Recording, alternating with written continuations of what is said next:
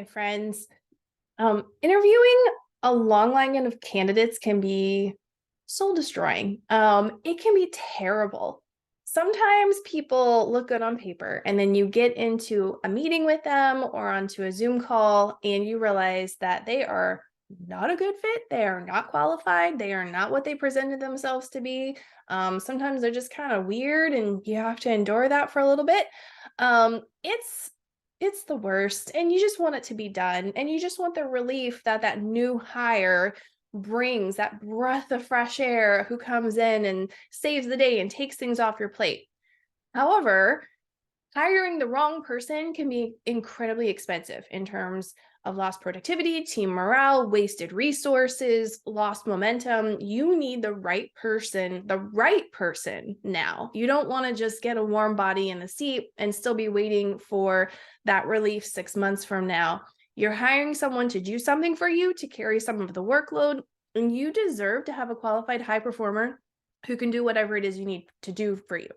It's essential to put the business and team first when making hiring decisions, and that's where systems and operations come in.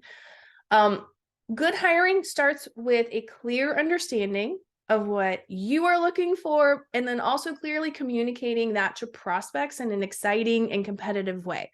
In operations, which is where I live, my arena, two of the most common issues I solve for are communication and accountability. Those are two critical things every team really needs, and the operations person helps with that. It's a seat I sit in. So employees saying, I don't know what they want from me. I don't understand the priorities. I don't understand why they're not happy with my performance or whatever that is. And the leader struggling to get results that they want from their employees. That's communication and accountability right there in the middle. So when hiring someone new to your team, set yourself up to win in these two areas right from the beginning. Clearly carve out a lane of ownership for your new hire that is defined decision-making at authority levels, as well as clearly defined metrics that define success in the role.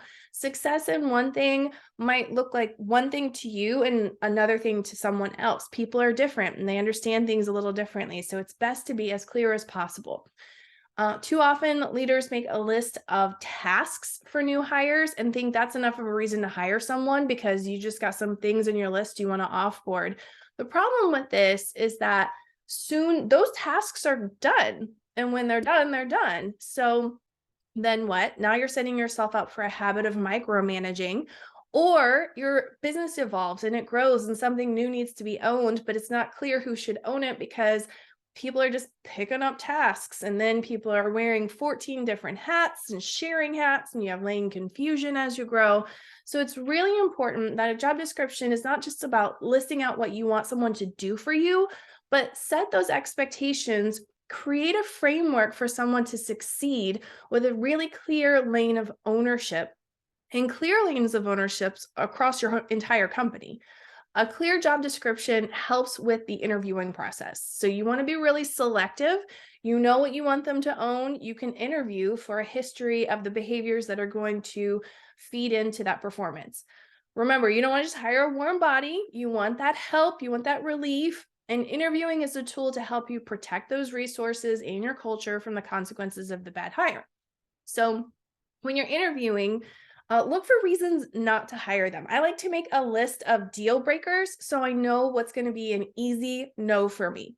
Next, I interview for a history of behaviors. Top grading is a great methodology for drawing out stories from a candidate in order to get them to tell you their history of behaviors that you're looking for. They've got tips for how to ask the questions and more on why it's better to ask about their history of behaviors instead of open-ended hypothetical questions that just tell you whether or not they test well. So top grading, great resource to look into. Ask about behaviors that are relevant to both the role you're hiring for as well as the company culture you're building. So both things are going to have to do the job and also work with your team and your mission.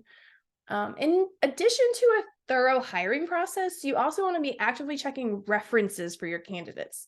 The truth is, some people just test well. I test well. I'm a good test taker. I know what answer they're looking for. I know what they want me to tell them. You've got they've got good personalities and they're well prepared for the kinds of questions that you're asking. So be sure to check at least 3 references. Family members are okay if they're really young and don't have very much work experience, but it's a flag for me if they don't provide contact information for at least 2 supervisors who were really sad to lose them and would love a chance to hire them again. Those are the people that I want. Hiring, it's a necessary evil. You have to do it as you grow. And it's exciting when you find that right person and they do come and onboard well and start delivering amazing relief and results. And you're so happy to have them and you can't believe life ever existed before they were there. But by focusing on a sharp job description and then diligently interviewing for the right person, you're going to wind up with more high performers and ultimately a more successful company because of it. So, again, go a little slow in order to go fast. Do your due diligence. I know that this is not natural for everyone. So if you need some help with this, we can help. We have 3 levels of options of ways we can specifically help with this pain point. So the first option is the team and hiring spark. Team and hiring spark. It's a quick session where we build a honed job description as well as prepare you for an interview process successfully so you hire that next high performer you need. The second option is a more highly owned process with a hiring blueprint. It's built, owned by me, so you can offload this whole experience from your plate. I talk to the strangers for you and I help you get that next person.